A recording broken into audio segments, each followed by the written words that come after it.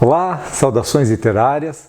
Você deve estar acompanhando na televisão a campanha eleitoral, muitos candidatos falando de proteção dos animais, falando dos seus bichos, até mostrando alguns deles nos vídeos na televisão.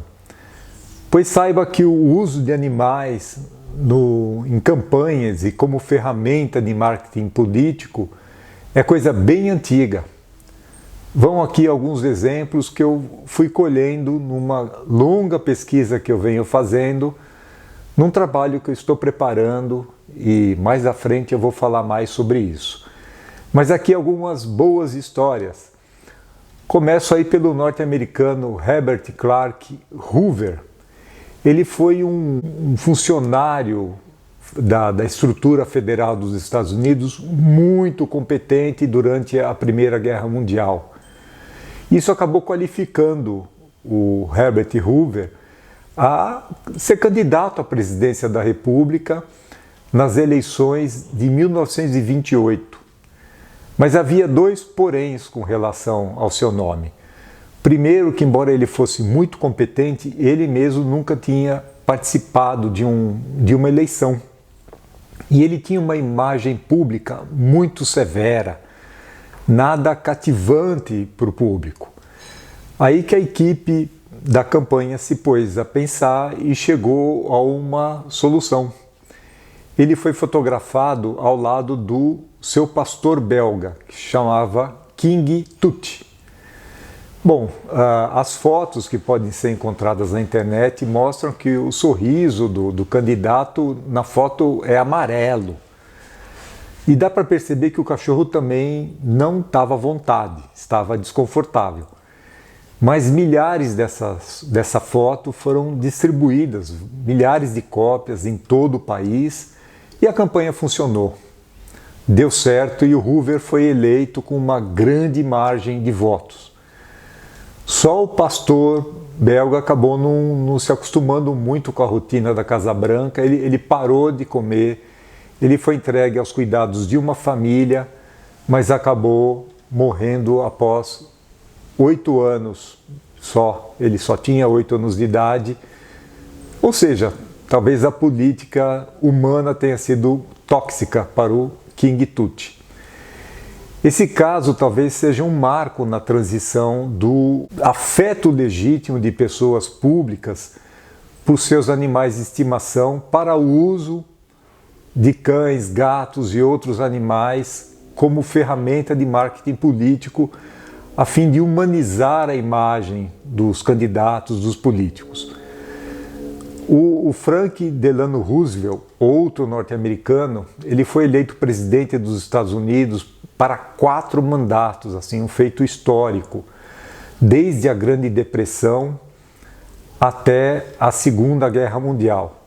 E ele teve 7 cachorros, diferentes raças, mas tinha um predileto que se chamava Fala. Era um terrier escocês preto que ele ganhou de um primo. Ele chegou com outro nome. Em novembro de 1940, ele chegou com o nome original Big Boy. Mas Roosevelt trocou o nome e rebatizou como Murray, fora da lei de Farwell. John Murray era um famoso antepassado escocês. Depois, no dia a dia, o próprio Roosevelt acabou resumindo esse longo nome para Fala.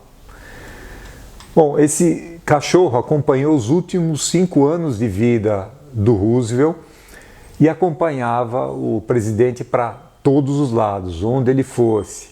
Mas na campanha presidencial de 1944, seus adversários do Partido Republicano divulgaram que Roosevelt teria feito um destroyer, um navio de guerra norte-americano, desviar a rota para apanhar o cachorro Fala, que tinha sido deixado para trás em uma viagem pela costa do Alasca.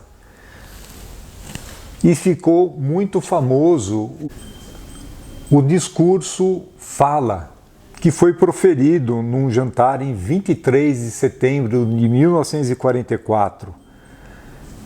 Aqui, abrindo aspas para o Roosevelt, esses líderes republicanos não se contentam com ataques à minha pessoa, ou à minha esposa, ou meus filhos. Não contentes com isso, ele agora inclui meu pequeno cão. Fala. Bem, claro, eu não me ressinto com os ataques, a minha família não se ressente com os ataques, mas Fala se ressente. Vocês sabem, Fala é escocês, e sendo escocês, logo que soube que os escritores de ficção republicana no Congresso e fora dele inventaram uma história de que o deixei para trás nas Ilhas Aleutas e tive que mandar um destroyer buscá-lo, o que teria custado aos contribuintes 2, 3, 8 ou até mais milhões de dólares, sua alma escocesa ficou furiosa. Ele nunca foi mais o mesmo. Bom, e com esse discurso, Roosevelt pôs fim ao escândalo, não se falou mais no assunto. É uma espécie de tradição nos Estados Unidos. Milhares de cartas são enviadas para os animais de estimação de quem está ocupando a Casa Branca naquele mandato. Mas a opinião pública fica sempre de olho no que os governantes estão fazendo, até quando eles lidam com isso. E a Barbara Bush, que foi primeira-dama dos Estados Unidos entre 1989 e 1992, ela ficou até conhecida pela luta contra o analfabetismo. Mas não escapou das críticas quando se soube que havia uma equipe contratada e paga com dinheiro dos contribuintes para responder às cartas de Millie, que era uma Springer Spaniel, a cachorra da Casa Branca, a cachorra de Barbara Bush, e essas cartas, além de tudo, eram carimbadas com a patinha da cachorra. Pois é, a opinião pública ficou muito brava quando soube que seus impostos eram usados para responder às cartinhas da cadelinha. De qualquer maneira, Barbara Bush acabou escrevendo um livro infantil, O Livro de Millie, em que a rotina da Casa Branca era contada pelo ponto de vista da Spaniel. E esse livro saiu em 1990 e virou um best-seller, se tornou mais vendido entre os livros de não ficção, acabou rendendo muito dinheiro que a Barbara Bush doou para uma entidade de alfabetização sem fins lucrativos. Fala-se em mais de $1 milhão.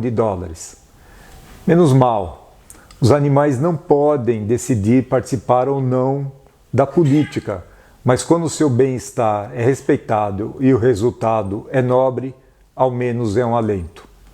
Por hoje é isso, até a próxima.